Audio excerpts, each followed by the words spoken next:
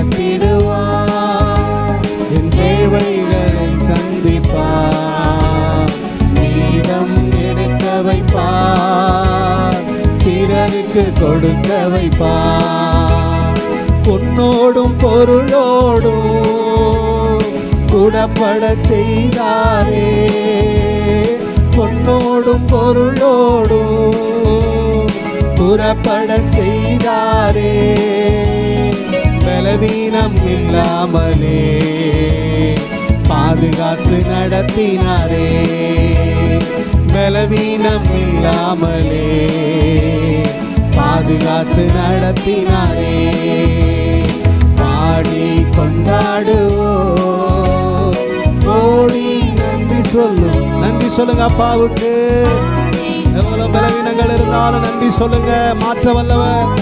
ஓ நன்றி சொல்லுவோம், பாடி கொண்டாடுவோம், பாடி கொண்டாடுவோம், ஓடி நன்றி சொல்லுவோம். ஹல்லேலூயா, ஆமென். திருப்தியாக்கி நடத்தி அக்கினி நெருப்பாய் இறங்கி வரும், அபிஷேகம் தந்து வழி நடத்தும். அக்கினி நெருப்பாய் இறங்கி வரும், அபிஷேகம் தந்து வழி நடத்தும். எலியாவின் ஜெபத்திற்கு பதில் தந்தீரே, இறங்கி வந்தீ அக்கினியாலே. எலியாவின் ஜெபத்திற்கு பதில் தந்தீரே, இறங்கி வந்தீ அக்கினியாலே. இருந்த அனைத்தையும் சுட்டெரித்தீரே, இருந்த அனைத்தையும் சுட்டெரித்தீரே. எங்களின் குற்றங்களை எரித்துவிடும், எங்களின் குற்றங்களை எரித்துவிடும். அக்கினி நெருப்பாய் இறங்கி வரும், அபிஷேகம் தந்து வழி நடத்தும். அக்கினி நெருப்பாய் இறங்கி வரும், அபிஷேகம் தந்து வழி நடத்தும். ஏசாயா நாவை தொட்டது போல எங்களின் நாவை தொட்டருளும். ஏசாயா நாவை தொட்டது போல எங்களின் நாவை தொட்டருளும். யாரை நான் அனுப்புவேன் என்று சொன்னீரே, யாரை நான் அனுப்புவேன் என்று சொன்னீரே. எங்களை அனுப்பும் தேசத்திற்கு, எங்களை அனுப்பும் தேசத்திற்கு. அக்கினி நெருப்பாய் இறங்கி வரும், அபிஷேகம் தந்து வழி நடத்தும். அக்கினி நெருப்பாய் இறங்கி வரும், அபிஷேகம் தந்து வழி நடத்தும். முட்செடி நடுவில் தோன்றினீரே, மோசே அழைத்து பேசினீரே. முட்செடி நடுவில் தோன்றினீரே, மோசே அழைத்து பேசினீரே. எகிப்து தேசத்திற்கு கூட்டி சென்றீரே, எகிப்து தேசத்திற்கு கூட்டி சென்றீரே. எங்களை நிரப்பி பயன்படுத்தும், எங்களை நிரப்பி பயன்படுத்தும். அக்கினி நெருப்பாய் இறங்கி வரும், ஆமென். அபிஷேகம் தந்து வழி நடத்தும். அக்கினி நெருப்பாய் இறங்கி வரும், அபிஷேகம் தந்து வழி நடத்தும். அக்கினி மயமான நாவுகளாலே அப்போஸ்தலர் மேலே இறங்கி வந்திக்கேபிலும் தீச்சூளை நடுவிலும் உங்க நாமம் உயர்த்தும் போது சேதங்கள் அணுகிடாது. இயேசுவே உம் நாமமே உயரணும். அல்லேலூயா. இயேசுவே உம் நாமமே உயரணும். அல்லேலூயா. உங்க நாமம் உயரணும், மேன்மை அடையணும். பாடுவோம் அல்லேலூயா. உங்க நாமம் உயரணும், மேன்மை அடையணும். பாடுவோம் அல்லேலூயா. அல்லேலூயா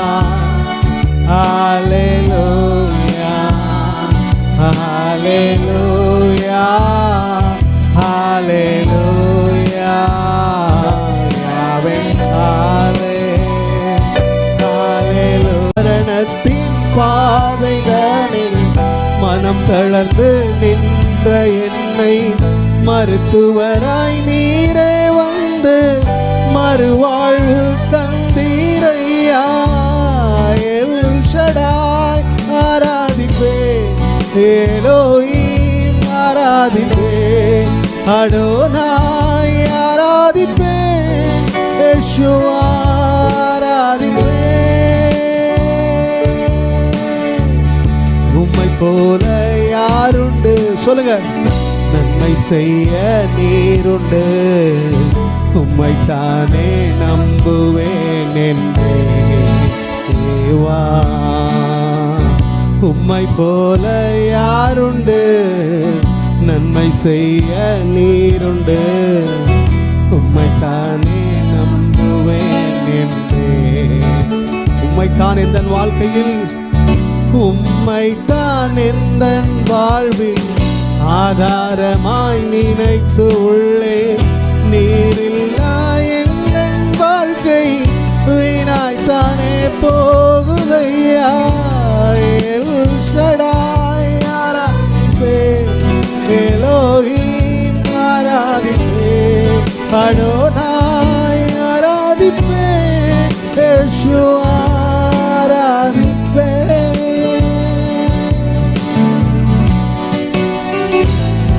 தட்டி ஹல்லேலூயா. ஆண்டவரே, ஆராதனையிலே உண்டாகிற எல்லா மகிமைக்கு கனத்திற்கும் நீர் பாத்திரர் ஆண்டவரே. நீர் ஏறெடுத்துக்கொள்ளும். உம்முடைய நாமத்தை உயர்த்துகிறோம். எல்லா நாமத்திற்கும் மேலான நம்முடைய திருநாமத்தை நாங்கள் உயர்த்துகிறோம் ஐயா. ஹல்லேலூயா. வானிலும் பூவிலும் மேலான அந்த திருநாமத்தை நாங்கள் உயர்த்தி. கர்த்தாவே, நீர் உம்முடைய கோபத்தில் எழுந்திருந்து என் சத்துருக்களுடைய மூர்க்கத்து நிமித்தம் உம்மை உயர்த்தி எனக்காக விழித்துக் கொள்ளும் நியாய தீர்ப்பை நியமித்திருக்கிறீரே. ஜனக்கூட்டம் உம்மை சூழ்ந்து கொள்ளும், அவர்களுக்காக திரும்பவும் உன்னதத்திற்கு எழுந்தருளும். கர்த்தர் ஜனங்களுக்கு நியாயம் செய்வார். கர்த்தாவே, நீதியின்படியும் உன்னிலுள்ள உண்மையின்படியும் எனக்கு நியாயம் செய்யும். துன்மார்க்கனுடைய பொல்லாங்கை ஒழிய பண்ணும், நீதிமானை ஸ்திரப்படுத்துவீராக. நீதியுள்ளவராய் இருக்கிற தேவரீர் இருதயங்களையும் உள்ளந்தரியங்களையும் சோதித்தருகிறவர். செம்மையான இருதயம் உள்ளவர்களை ரட்சிக்கிற தேவனிடத்தில் என் கேடகம் இருக்கிறது. தேவன் நீதியுள்ள நியாயாதிபதி. அவர் நாள்தோறும் பாவியின் மேல் சினம் கொள்ளாதிருக்கிற தேவன், சினம் கொள்ளுகிற தேவன். அவன் மனம் திரும்பாவிட்டால் அவர் பட்டயத்தை கருக்காக்குவார். அவர் தம்முடைய வில்லை நாணேற்றி அதை ஆயத்தப்படுத்தி இருக்கிறார். அவனுக்கு மரணாயுதங்களை ஆயத்தம் பண்ணினார், தம்முடைய அம்புகளை அக்கினி அம்புகளாக்கினார். இதோ அவன் அக்கிரமத்தை பெற கற்பவனைப்படுகிறான், தீவினையை கற்பந்தரித்து பொய்யை பெறுகிறான். புலியை வெட்டி. ஹல்லேலூயா. ஜெபம் பண்ணுகையில் வானம் திறக்கப்பட்டது. நம்முடைய வாழ்க்கையில் ஜெபம் ரொம்ப முக்கியமானது ஒன்று. சில நேரங்களில் நான் அநேக நேரங்களில் ஜெபத்தை குறித்து அதிகமாக நான் சபையில் பெரும்பாலும் நான் பிரசங்கம் பண்ணது இல்லை. ஆனால் அது என்னுடைய தவறு தான். ஏன்னா ஜெபிக்கிற ஒரு சபை தான் நிச்சயமாக வளரும். அல்லேலூயா சொல்லுங்கள். ஜெபிக்கிற சபை ஜெபம். ஏன்னா ஜெபம் இல்லாத ஒரு வீடு கூரை இல்லாத ஒரு வீடுன்பாங்க. ஜெபம் இல்லைன்னா விஷன் இல்லை, விஷன் இல்லைன்னா மிஷன் இல்லை. அப்போ ப்ரேயர் இருக்கும் பொழுது தான் நம்முடைய வாழ்க்கையில் தேவன் தரிசனத்தை தருகிறவர்.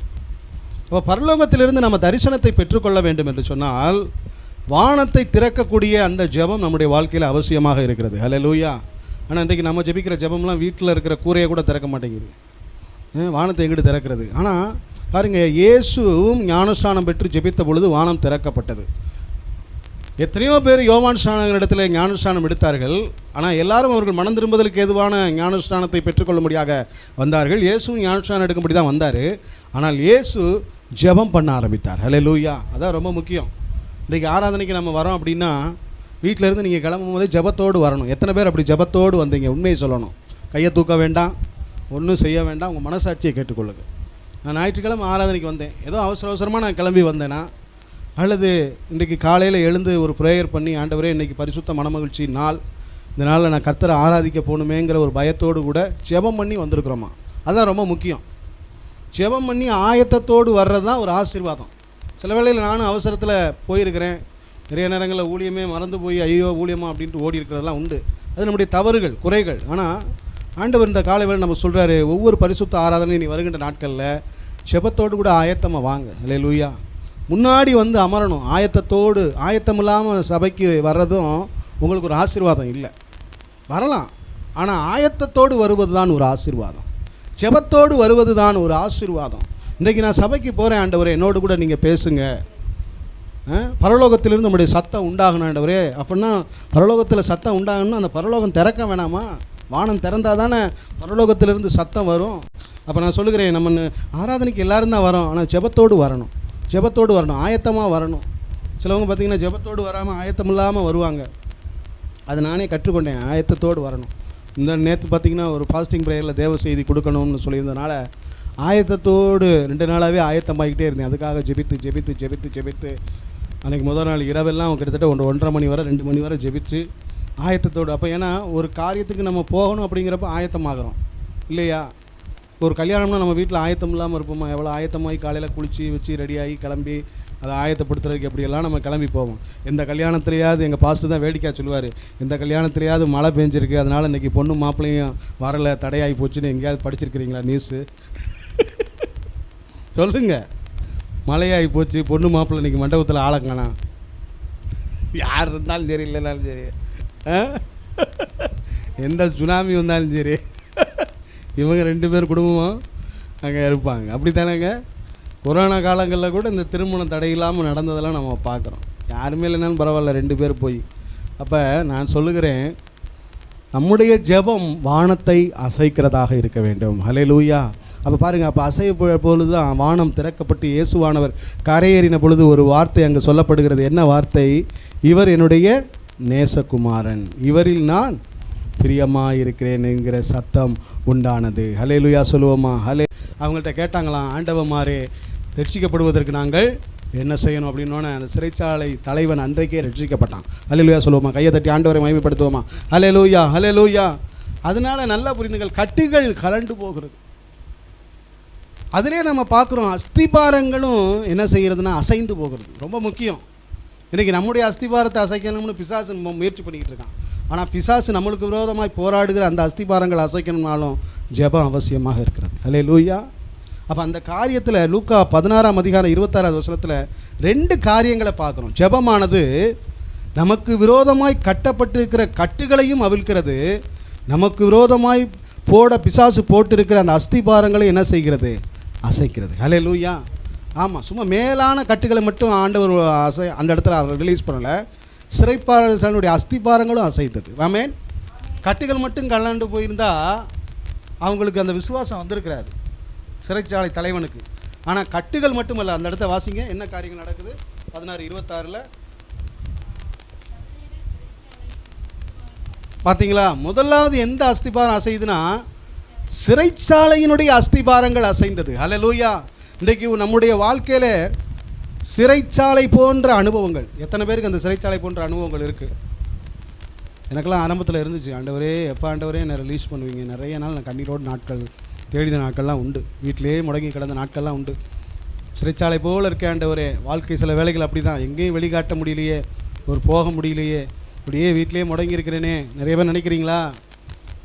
ஆண்டவர்கிட்ட கேளுங்க, ஆண்டவரே என்னை விடுதலையாக்குங்க ஆண்டவரே. சிறைச்சாலையின் அஸ்திபாரங்களை அசைக்கிற தேவன். ஹல்லேலூயா. ஏன்னா அதை தான் அசைச்சிட்டாருன்னா ஆட்டோமேட்டிக்காக அவன் கையில் இருக்கிற கட்டு என்ன செய்யும்? கலண்டு போயிடும். ஹல்லேலூயா. ஆமாம், சில வேளையில் நீ மேலோட்டமாக இருக்கிறது கலண்டு போனால் போதும், நான் மட்டும் தப்பிச்சுக்கிறேன்னு நினைக்கிற இல்லை. உனக்கு கீழே பிசாசு சில அஸ்திபாரங்களை போட்டு வச்சுருக்கிறான் டைட்டாக.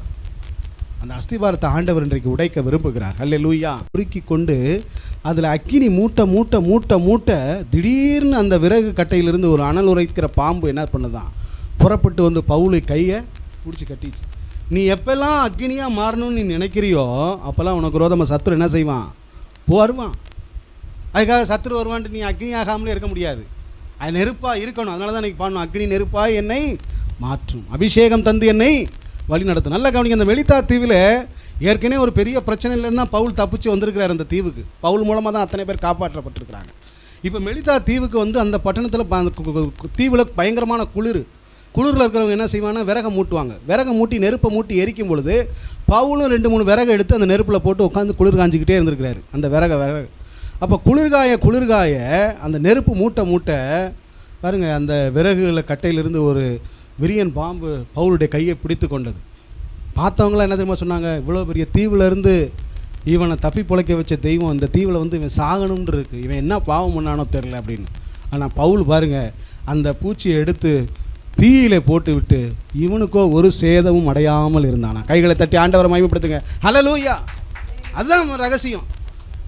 அப்போஸ்தலனாகிய பவுலுடைய ஜெபம். ஏன்னா அவர் கப்பல்லே ஜெபிக்கிறார். கவலைப்படாதீங்க, ஒரு சேதமும் வராது. தைரியமாக எல்லாரையும் ஆண்டவர் காப்பாற்றுறாரு. எல்லாம் சாப்பிடுங்க. எல்லோரும் 3 நாளாக சாப்பிடாமல் இருக்கிறாங்க. பவுல் தைரியமாக பிரசங்கம் பண்ணி ஜெபம் பண்ணிட்டு சொல்கிறாரு, இல்லை இன்றைக்கி ஆண்டவர் என்னோட கூட பேசினார். இந்த கப்பலில் இருக்கிற ஒருத்தனுக்கும் தலையில் இருக்கிற ஒரு முடி கூட என்ன செய்யாது, சேதமாகாது. தைரியமாக சாப்பிடுங்க. அப்புறம் தான் எல்லோரும் சாப்பிட்றாங்க. அதே மாதிரியே பாருங்கள், அந்த தீவில் விழுகிறாங்க. ஒரு தீவு, அந்த தீவுக்கு பேர் மெலித்தா. அதில் விழுந்து பாருங்கள், அந்த தீவில் இருக்கிற ஜனங்களும் அவங்கள உபசரிக்கிறாங்க. ஆனால் பவுல் கையில் ஒரு பூச்சி. அப்போ நான் என்ன சொல்கிறேன்னா, நீ ஆண்டவருக்காக என்றைக்கு நீ ஃபயராக எழும்பணும்னு நினைக்கிறியோ அப்போ உபத்திரம் வரதான் செய்யும். ஆனால் ஒன்றும் உன்னை சேதப்படுத்தாது. கைகளை தட்டி ஆண்டவரை மகிமைப்படுத்துங்க. ஹல்லேலூயா. ஒன்றும் உன்னை சேதப்படுத்தாது.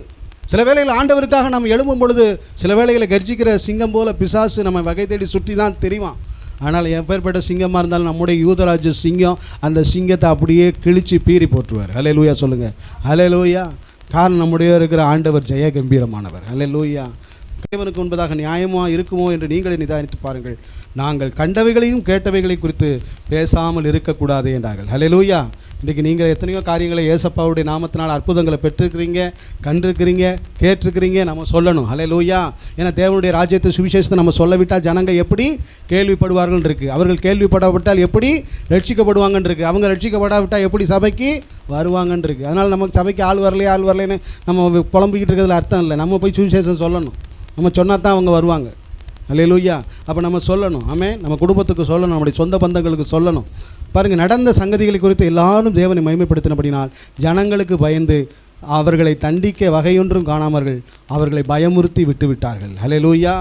அப்போ என்னென்னா, எதிரிகளை கூட அசைக்கிறது தான் ஜெபம். ஹல்லேலூயா. இவங்க அழிக்கணும்னு நினைச்சி வராங்க, ஆனால் எந்த வகையும் காணாமல் சும்மா அவங்கள பயமுறுத்தி விட்டுட்டு போயிட்டாங்க. இன்றைக்கி உலகத்தில் இருக்கிறவங்க நம்மளை பயமுறுத்தும்படி அப்படி செய்வான். இந்த போன வாரம் வந்தான்னு சொன்னேன் இல்லையா, ஒன்றும் இல்லாமல். ஆனால் அடுத்த வாரம் தைரியமாக போனால் பிள்ளைகளை கூப்பிட்டு நான் நடத்திட்டு தான் வந்தேன். ஹல்லேலூயா.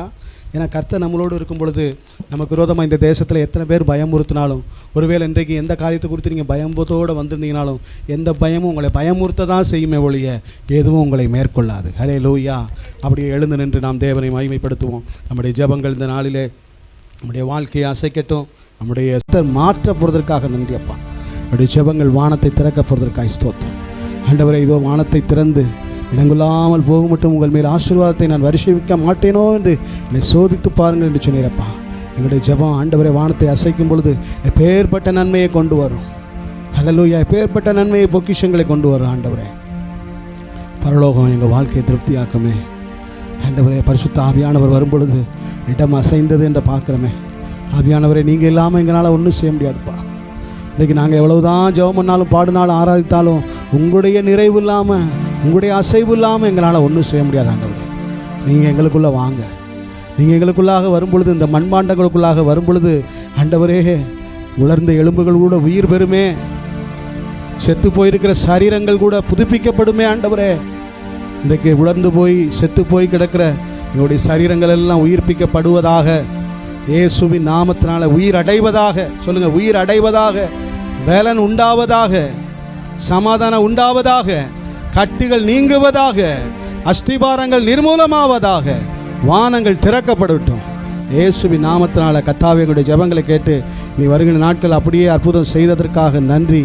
அற்புதம் செய்ய போவதற்காக ஸ்தோத்திரம். பெரிய காரியங்களை செய்யுங்க, ஆசீர்வதிங்க. சகல துதிகன மகிமையெல்லாம் உமக்கே செலுத்துகிறோம். மீட்பர் ரட்சகருமாகிய இயேசு கிறிஸ்துவின் நாமத்தில் ஜெபிக்கிறோம். ஜெபங்களும் ஜீவனுள்ள நல்ல பிதாவே, ஆமென், ஆமென். என் ஆத்மாவே கர்த்தரை ஸ்தோத்திரி, என் முழு உள்ளமையுடைய பரிசுத்த நாமத்தை ஸ்தோத்திரி. என் ஆத்மாவே கர்த்தரை ஸ்தோத்திரி, கர்த்தர் செய்த சகல உபகாரங்களையும் மறவாதே.